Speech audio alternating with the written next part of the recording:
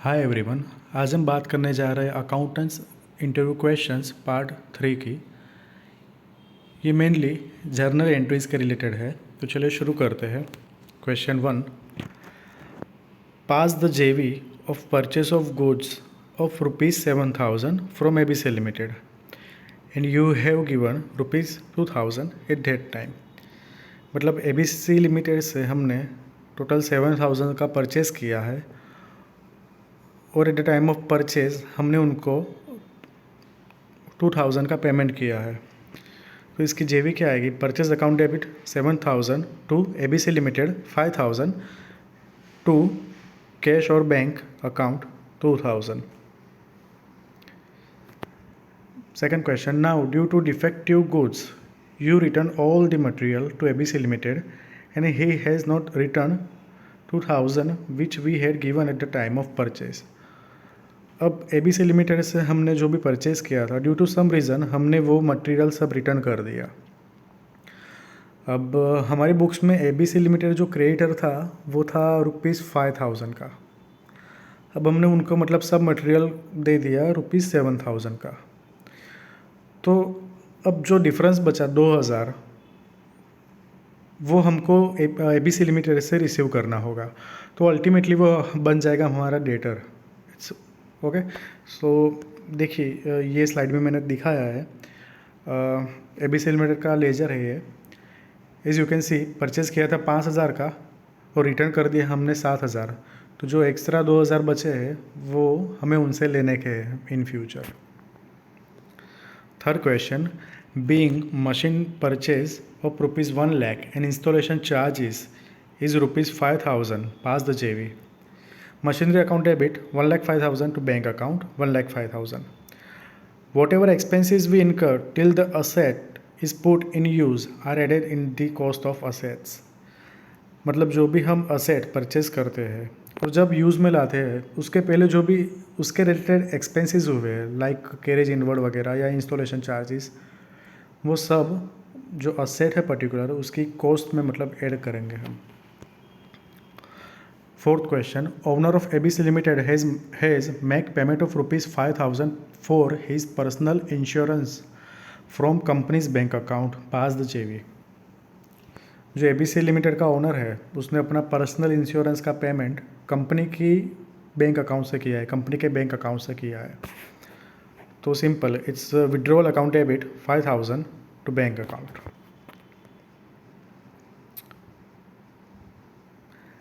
Fifth question, XY private limited is our debtor with balance ₹50,000। XY private limited है वो अपना debtor है और उसका बैलेंस है 50,000। Now you purchase goods from XY private limited of ₹75,000 and settle the account by making payment by cheque. पहले तो XY private limited अपना डेटर है और उनके पास से हमको लेने के हैं 50,000। अब हमने उनसे परचेस कर दिया ₹75,000 का। तो ये डिफरेंस जो बचा 25,000 का उसका हमने पेमेंट कर दिया है। अब उसकी जेवी क्या होगी? Purchase account debit 75,000 to XY private limited ₹50,000 to bank account 25,000। Now sixth question, you have made payment to ABC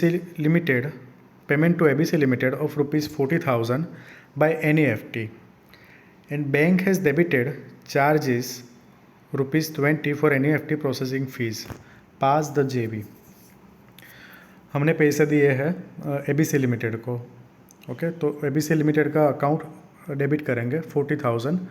bank charges जो है वो अपना एक्सपेंस है तो उसका अकाउंट डेबिट करेंगे ₹20 टू बैंक। मतलब टोटल बैंक में से कितना गया? टोटल बैंक में से गया 40,000 ₹20। Seventh question, at the end of the year A Limited sell machinery to B Limited for 95,000। Okay, current book value of machine is 1 lakh, depreciation yet to charge at 10%, pass the जेवी।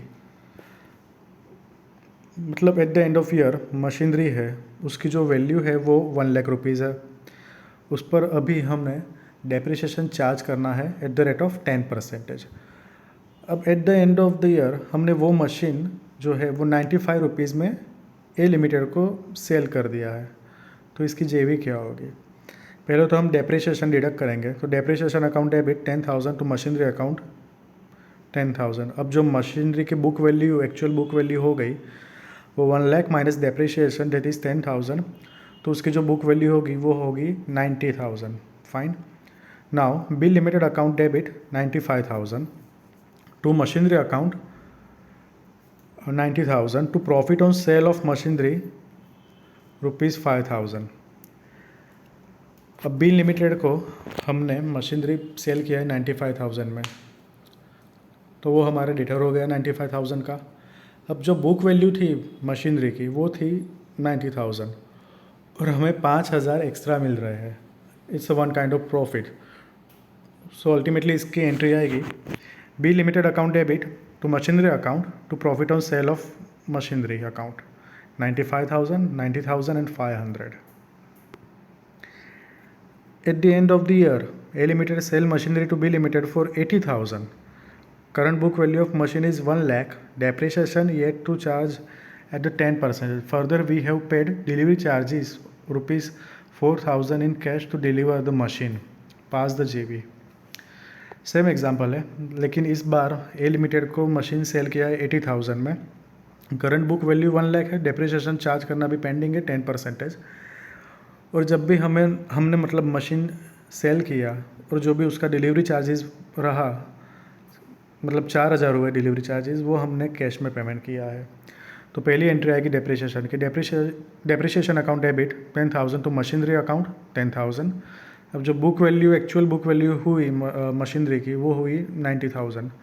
Now B limited को हमने 80,000 में मतलब cell किया है, तो B Limited account debit 80,000, carriage outward account debit 4,000, जो भी डिलीवरी चार्जेस लगे हैं वो।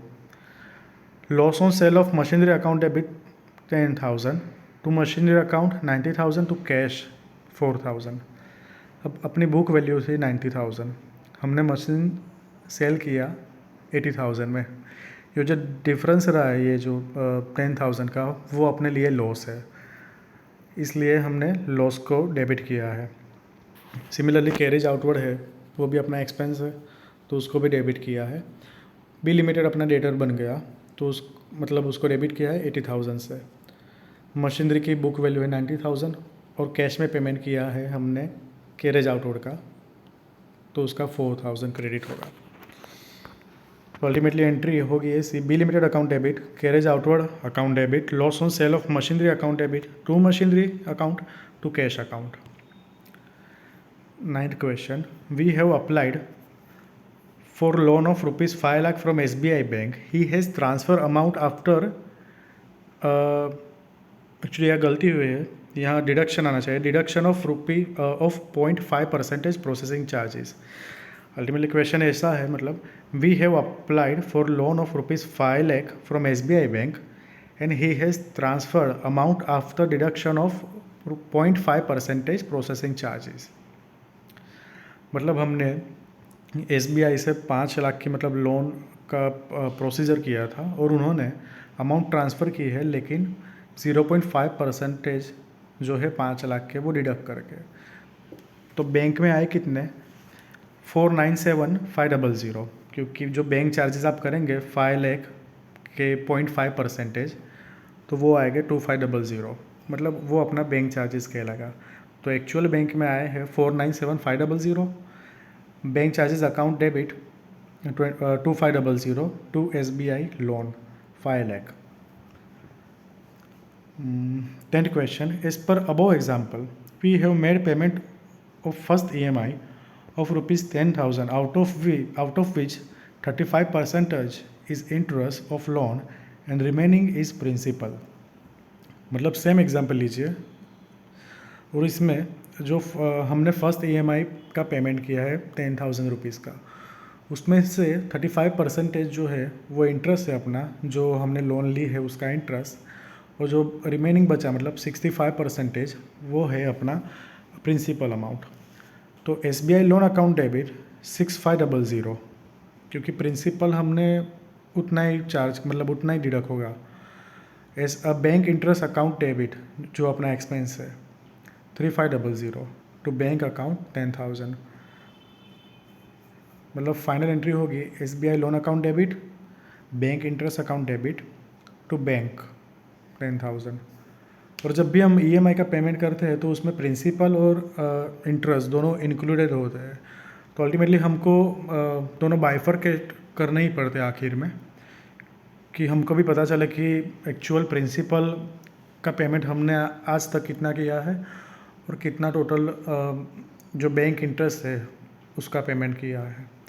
बैंक इंटरेस्ट है वो अपना एक्सपेंस होगा, और जो प्रिंसिपल का पेमेंट करेंगे वो जो बैंक मतलब जो लोन ली है उसमें से gradually as per payment deduct होता जाएगा।